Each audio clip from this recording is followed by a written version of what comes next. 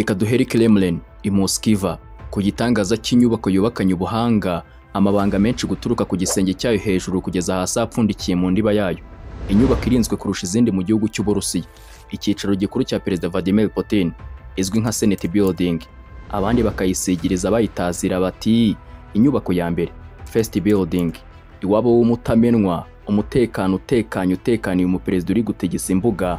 Ibinyamakuru mpuzamahanga bifara ingabo ku mirongo y'urugamba kugeza ubu. Gusa intambara irasenya ntiyubaka mw'abantu mwe. Amahoro ni inkingi yubaka, intambara ni inkuba isenya. Reka mbahindukize mbagarure hano gato mwirangarira muri ibyo. Ese Vladimir Putin ni gute yasimbutse urupfu inshuro 43 zose? Hano urasabwa kuntiza amaso n'amatwi byawe gato kugeza ibi bisasanuye bisasanutse birangiye. Aho ngiye nk'ibisanzwe mbahaye ikaze, nitwa Imfura Crazy. Stay tuned.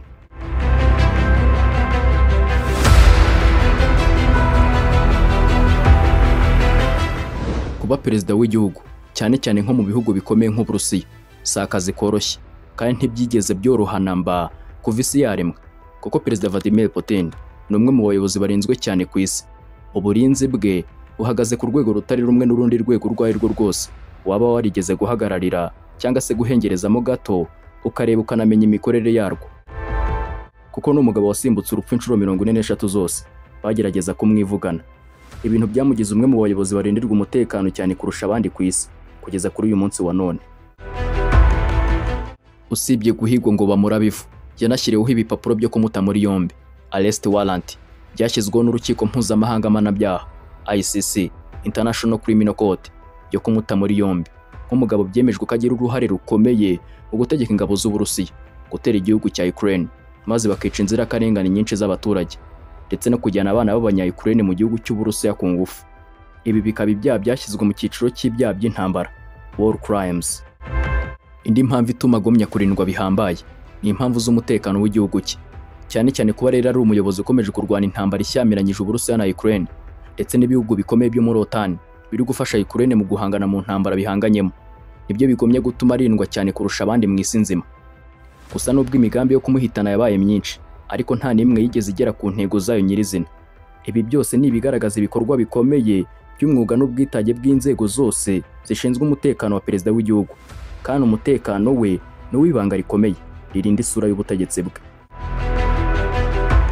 Ariko nubwo abayobozi benshi ku isi barindwa, uburyo Putin arindwamo bafite ikinyuranyo gikubiyemo amayeri, ibanga rikomeye no kutizera gukomeye ku muntu uwo ari we wese umwegereye atari mu nzego zimurinda. Putin ubwo si umuntu ukunda kwihisha cyangwa ubone yatinye ibyago ajya ku karubanda nta gukinga umutwe ngo batawurasa, ahubwo ni umugabo udatinya namba, uba wifitiye icyizere gikomeye. Yego, ariko nanone ntigeze na rimwe atosha afata umutekano we nk'ibintu byoroheje biri aho bisanzwe. Kuri we kurinda ubuzima bwe ni ihame rikomeye. Kuba yarabaye umusirikare w'iperereza mu mutwe ukomeye w'ubutasi wari ushinzwe by'iperereza witwaga KGB yo mu mwaka w'1954 ni ikimenyetso cy'uko byamuhaye ubumenyi, ubushishozi bukomeye ku bijyanye n'abagerageza kumwivugana bashobora kumugabaho ibitero, ndetse binamwemeza ko benshi bashaka kumuhitana, dore ko abenshi bakeneye amagara ye bari imbere mu gihugu aho kuba hanze yacyo. Ibi birasanzwe mu isi ya politiki, nk'uko bivugwa kandi n'umunyamakuru w'inararibonye witwa Evgeny Alberts. Yavuze ko abantu bafite ubushake bwo kumuhitana bashobora kuba bari imbere muri systeme ye bwite, ari nayo mpamvu Perezida Putin yashyizeho izindi nzego z'umutekano yizera zidashamikiye ku nzego za leta, we yihembera amafaranga aturutse mu mufuka we bwite, ndetse ashyira imbere abantu yemera cyane bamucungira umutekano bikomeye. Kuko Putin ibitero byo kumuhitana byabaye karande ku buryo byahindutse nk'imigenzi ba buri mwaka nk'aho ari ibirori, ariko buri gihe ntibyigeze bigerwaho, ndetse inshuro nyinshi n'inzego z'umutekano za leta y'Uburusiya zabimenyaga mbere, maze imigambi yose ikaburizwamo. Kuko mu mwaka w'1999 akimara kuba perezida w'igihugu, Putin umutwe we wahise ugirwa igipimo cyo kwicwa n'imitwe y'abamafiya bo mu gihugu cy'Uburusiya. Aba bagerageje kumugabaho igitero gikomeye cyateguwe binonosoye koko hifashishijwe imodoka irimo ibiturika. Icyo gikorwa cyaburijwemo mu kanya gato nk'ako guhumbya. Abari bafatanyije kubitega bahita bafungwa, maze abandi boherezwa mu kuzimu. Ubwo nawe mu kuzimu ndi kuvuga uri kuhumva. Gusa abasesenguzi batandukanye bagiye bagaragaza imiterere y'uburyo Putin arindwamo. Urugero ni ku mwanditsi w'umwongereza witwa Mark Grawett w'inararibonye mu by'umutekano mu Burusiya, bavuga ko uburinzi bwa Putin ari ikimenyetso cy'uko atagishira amakenga kandi bigaragaza ko ubutegetsi bwe bushingiye ku bwoba no kutizera namba. Muri uwo mwaka n'ubundi Putin nabwo yasimbutse urupfu kuko yagiye gusura igihugu cya Uzbekistan, hari umutwe w'intagondwa wari witeguye kumushyira hasi. Nabwo inzego z'iperereza zibimenya mbere y'uko iki gitero gishyirwa mu bikorwa, maze bagihagarika kitaraba. Naho mu mwaka w'2000 ubwo yasuraga intara ya Chechnya, abarwanyi bo muri iyo ntara y'Uburusiya bari bateguye umugambi wo kwica Perezida Putin. Abari bagambiriye gukora iki gitero cy'ubwiyahuzi bagerageje guturitsa igisasu cyari kure y'umuhanda yari agiye kunyuramo bakoresheje remote controlled bomb cyangwa se telekomande ituritse igisasu cyari cyatezwe muri uwo muhanda. Gusa nubwo Putin yarokotse, bamwe bamurindaga barakomeretse bikomeye, abandi bahasiga ubuzima. Muri icyo gihe abaketsweho kugambirira kumwivugana ntibakunze kumenyekana, ariko hari bake bagaragaye mu binyamakuru mpuzamahanga. Urugero ni Alias Akamadov, umwe mu bayobozi b'inyeshyamba za Chechnya wavuzweho mu nkuru z'iperereza, ubwo yari inyuma y'ibitero bikomeye byibasiye ahari Perezida Putin mu mwaka w'2000. Dusimbukiye mu 2002 ubwo yari agiye kuruhukira muri hoteli yitwa Iyarita, nabwo hategurwa undi mugambi wo kumwicisha uburozi hifashishijwe ibiryo birimo ibirungo byinshi. Byari byateguwe ngo bibe ifunguro rya mu gitondo ryo kumwivugana ubwo yari agiye mu rugendo rw'ikiruhuko n'ubundi. Ibyo byahise bivumburwa hakiri kare cyane, bituma abashinzwe kugenzura ibiryo babikora mbere yo kuribwa kwa perezida w'igihugu. Icyo gikorwa gihagarikwa kitaraba, maze bagikumira byihuse bakoresheje ingamba zikomeye zo kuburizamo uwo mugambi wo kumwicisha uburozi. Muri uwo mwaka kandi mu birori byo kwibohora byabereye ku kibuga cya Red Square i Moskva, ahaberaga karasisi k'ingabo, hari snipers ba mudahushwa bari ku gisenge cy'inzu bashinze amatako y'imbunda hasi zindeba kure, ijisho mu gipimo, basa nabunamye gato, bafashe igipimo neza neza kuri Putin, nabo bafite umugambi wo kumwisasira. Ariko inzego z'ubutasi z'Uburusiya za Federal Protective Service zikora mu ibanga rikomeye, ziba zabikubise ijisho, zabibonye kare, maze zibihagarika ibuye ritakisha isuka. Nk'uko undi munyamakuru w'umuhanga mu gukurikirana inzego z'ubutasi z'Uburusiya, Andrei Saidotov, yanditse kenshi ku buryo FCO, ndavuga Federal Protective Service, ifatwa nk'umutima w'uburinzi bwa Putin. Akaba avuga ko uru rwego rukora byinshi bitagaragara ku karubanda kandi ko rufite ubushobozi burenze ibya benshi batekereza. Naho ubundi uyu mwaka w'2000 ntiwari mwiza kuri perezida w'Uburusiya Putin, kuko yongeye kurokoka undi mugambi wo kumuhitana, noneho wabereye mu gihugu cya Azerbaijan, aho umugabo w'umunya-Iraq wagiraga aho ahurira n'imitwe yitwaje intwaro yo muri Chechnya, nawe yari yateguye gahunda yo kumura bivu. Gusa polisi ya Azerbaijan yamufashe mbere y'uko uwo mugambi awushyira mu bikorwa, nyuma aza gukatirwa igifungo cy'imyaka igera ku 10. Muri uwo mwaka nabwo haje kubaho undi mugambi wo kumwica hifashishijwe ibiturika. Uwagombaga kuwushyira mu bikorwa yari afite gahunda yo gutwara imodoka irimo ibiturika bingana n'ibiro 40, maze akanyura mu muhanda uri hafi y'inzu y'umukuru w'igihugu i Kremlin, ubundi akabituritsa igihe imodoka ya perezida w'igihugu izabihanyuze kugira ngo bimurangize. Ariko igisirikare cya FCO unit kirinda umukuru w'igihugu cyamenye uwo mugambi hakiri kare, gihita gihindura umuhanda w'imodoka ya limuzini ya perezida yari arimo kunyuramo ako kanya, ndetse baburizamo uwo mugambi. Perezida Putin arokoka gutyo. Muri uwo mwaka w'2003 nabwo yari agiye gusura igihugu cy'Ubwongereza, maze polisi y'Ubwongereza ihangana bikomeye n'iterabwoba ryari rigerageje guturitsa igisasu, maze bafata abagabo babiri bari bagamije kumwica. Bivugwa ko urwego rw'ibanga mu iperereza rw'Uburusiya, Russian Secret Services, rwabimenyesheje urw'Ubwongereza mbere y'igihe ko hari igitero gikomeye kigiye gukorwa n'umuntu utazwi, maze bagihagarika kitaraba. Umwaka wakurikiyeho nabwo hari umugambi wakozwe wo gushyira uburozi mu biryo bya perezida, ubwo yari agiye mu rugendo hanze y'igihugu, ariko aho byabereye n'uburyo byaburijwemo ntibyigeze bisobanurwa neza mu buryo bwimbitse.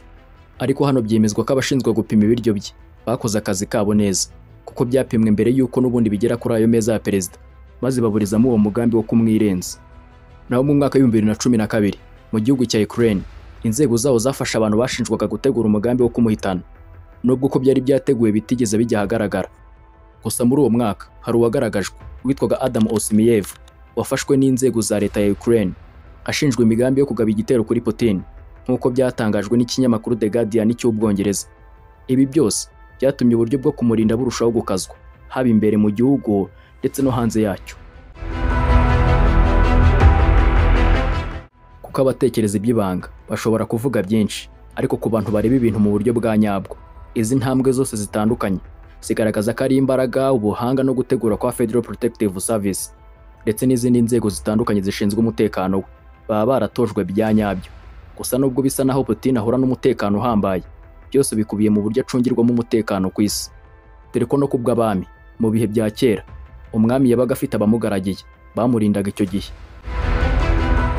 Gusa FCO ni urwego rufite imizi ikomeye, inkomoko y'ubutasi bwa KGB ya kera, rushinzwe kurinda abayobozi bakuru, inyubako za leta z'ingenzi ndetse n'amakuru akomeye yihutirwa gucungirwa umutekano, kandi rukoresha abantu basaga ibihumbi 50 bifashisha ingengo y'imari ishobora kugera kuri miliyari nyinshi z'amaruba akoreshwa mu gihugu cy'Uburusiya buri mwaka. Ariko FCO siyo yonyine irinda Putin, kuko muri 2016 yashyizeho ingabo zo mu mutwe udasanzwe witwa National Guard, ugizwe n'abasirikare barenga 340,000 utari mu ngabo za leta, bashinzwe kurinda we gusa no kumenya bagerageza kumugambanira cyangwa se kumuhirika ku butegetsi. Uyu mutwe ntiwashinzwe kugira ngo bahagarike ubwicanyi bwamugirwaho, ahubwo ugamije kwereka abandi bayobozi n'abasirikare ko ntawe ushobora kumuhirika afite abasirikare inyuma ye badashamikiye ku bikorwa bya leta cyangwa se kuri leta. Kuguma uhamye k'uyu mutwe udasanzwe bitwara hafi biliyoni 2.5 z'amadolari buri mwaka. Uyu mutwe kandi uhangana n'ibyago byose bikomeye bifatanyije n'izindi ngabo zidasanzwe nazo zituruka mu ngabo zidasanzwe zitwa SBP cyangwa se Služba bezbednosti prezidenta. Uyu mutwe ukaba ugizwe n'amatsinda ane akora akazi ko kurinda ubuzima bwa perezida, kuko hari umwe muri yo uhita witambika imbere y'ibibazo bivutse kuri perezida w'igihugu. Umutwe wa mbere ni abamurindira ku mugaragaro, bagaragara iruhande rwe bafite imyitozo ikomeye, batoranywa mu buryo bwitondewe cyane, bagahabwa inshingano zihariye, bakoreshwa nko mu guhagarika ibibazo byo kwibasira perezida, bakaba bafite uburenganzira bwo gukuraho umuntu uwo ari we wese babona nk'uwateza ibibazo runaka. Uru rwego rwa mbere ni urw'imbere rukomeye mu kurinda perezida Putin, ndetse n'abarinzi be bwite nibo bonyine mu ngabo zose zimurinda ushobora kubona hafi ye, mu gihe abandi bose bakora mu ibanga rikomeye, kandi kenshi bakarangiza akazi mbere y'uko n'abarinzi be bari hafi ye bagerwaho n'ikibazo runaka. Aba bakozi be bitangaza batoranyijwe mu buryo buhambaye kandi bagahabwa n'imyitozo ikomeye cyane, bemerewe kurimbura umuntu uwo ari we wese bakeka ko yaba ikibazo ku mutekano wa perezida. Abarinzi ba perezida bazwi nka The Mosquitoes, bari hagati y'imyaka 19 na 35, bafite uburebure buri hagati ya metero 1 na santimetero 75 kugeza kuri metero 1 na santimetero 90, ibiro biri hagati ya 75 na 90. Bagomba kuba barize ururimi rwa politiki, bazi kuvuga indimi mpuzamahanga byibura 5 badategwa, kandi bafite imyitozo ya gisirikare ihambaye n'ubumenyi bwo gusoma isura y'umuntu, gucya agiye gukora no kugenzura imyitwarire ye n'ibindi. The Mosquitoes bagomba kuba bafite mu ntoki bimeze nk'amasakoshi y'umukara, ariko mu by'ukuri si amasakoshi nk'uko ubibona, ahubwo ni briefcases cyangwa se ubwirinzi buramburwa bugahinduka ibirinda amasasu, bulletproof. Mu gihe perezida bamurasheho bikomeye, bose bamuzenguruka byihuse babifunguye, bigahinduka nk'ingabo imukingiye amasasu aremereye. Ariko kurinda perezida si byo byonyine bamenyereye, kuko n'abarwanyi b'inzobere bahawe imyitozo yo ku rwego rwo hejuru, bakoresha n'ubwoko bw'imbunda bwa 9mm caliber zirimo amasasu ashobora guca ndetse no gutobora ikirinda amasasu cyose, ndetse zikagira n'ububasha bwo kurasa neza kugeza ku ntera ya metero 50. Ndetse iyo ubareba uba ugira ngo uriya ni umutaka bafite mu ntoki gusa nta kindi ukora. Biriya ubona si umutaka gusa nk'uko ubibona, ahubwo ni intwaro bagendana ikoze mu mutaka wa Kevlar, ikora nk'ingabo ibarinda amasasu y'imbunda nto, small caliber arms, ariko nanone igakoreshwa nk'umutaka usanzwe wo kwitwikira. Undi mutwe wa kabiri ni abarinzi bihisha mu bantu, ni abahanga mu gusoma isura, imyitwarire n'ibimenyetso by'ubwoba cyangwa se ubushake bwo kugira nabi. Akazi kabo ni ugusesengura, kubona amakuru no kuyashyikiriza andi matsinda. Umutwe wa gatatu ni abarasisha imbunda ndende, snipers, baba bari hejuru ku gisenge cy'inzu cyangwa se ahandi hareba kure. Ba snipers baba bigaragaza ku bushake kugira ngo bite ku mutekano uhamye. Aba barinda bafite kwihangana no gukurikirana buri gikorwa cyose cy'ikimenyetso cy'umwanzi kugira ngo bagomye kugumishaho umutekano wa perezida. Aba kane ari nabo ba nyuma ni abagenzura hazanyura asohoka. Putin asohoka i Kremlin iyo agiye mu rugendo, bategura inzira zitanyurwamo n'abantu benshi cyangwa se bishobora guteza akaga. Iyo ari mu mahanga bakorana n'inzego zaho mu kubanza gupima ibyo kurya, gupima ibyumba no guhitamo abazakorana na perezida mu gihe cy'urugendo. Ndetse n'ahajya mu bwiherero hagomba gusuzumwa hakoreshejwe utwuma twabugenewe two gutahura uburozi bagerageza kumutega, ndetse n'utwuma duto cyane twakoreshwa mu kumuneka. Ibi utabyumva ukagira ngo ni ibintu bisanzwe cyangwa se biciriritse ku mugabo nka Putin, kuko ntatinya gukoresha amamiliyoni y'amadolari mu rugendo rumwe gusa. Kuko mu gihe agenda ntabwo ajyana imodoka ye ya limuzine imwe gusa, ajyana imodoka zigera kuri 2 cyangwa 3 zisa neza kugira ngo bayobye uburari kuwagerageza wese kumurasa.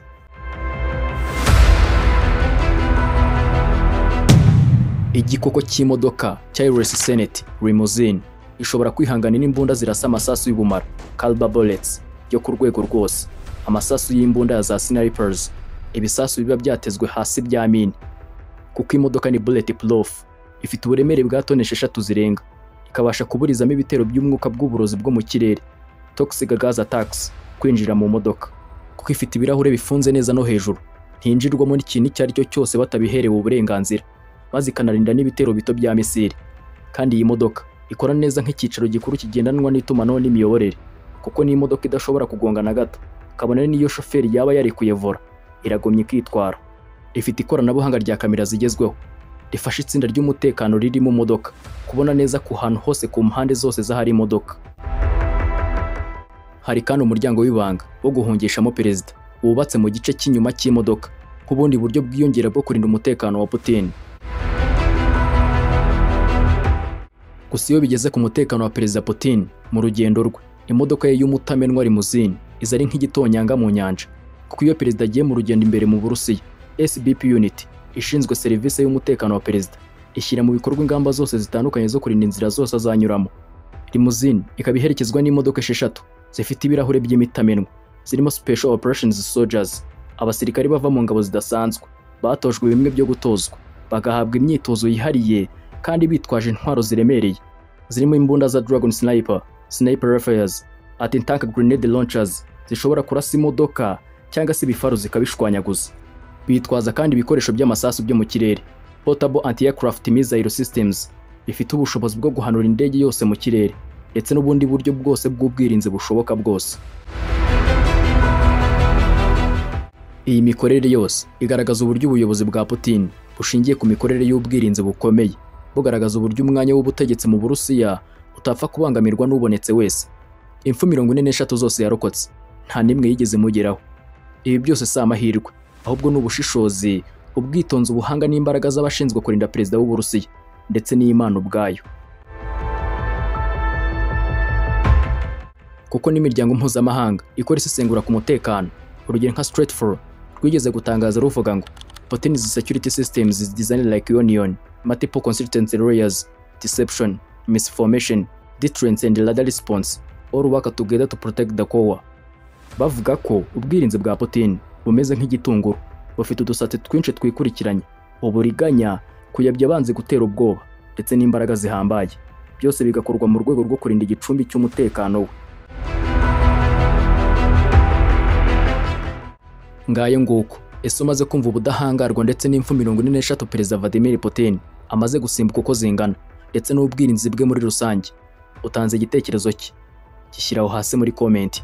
Mwakoze kubana natwe ndetse no kudutega amatwi, kandi niba mwakunze amakuru ndetse n'ibintu by'ubwenge mbahaye, ibuka gukanda like kandi ntibibagirwe gukora subscribe. Naho ngiye wumvaga nitwa Mfura Chris. Murakoze, naho ubutaha.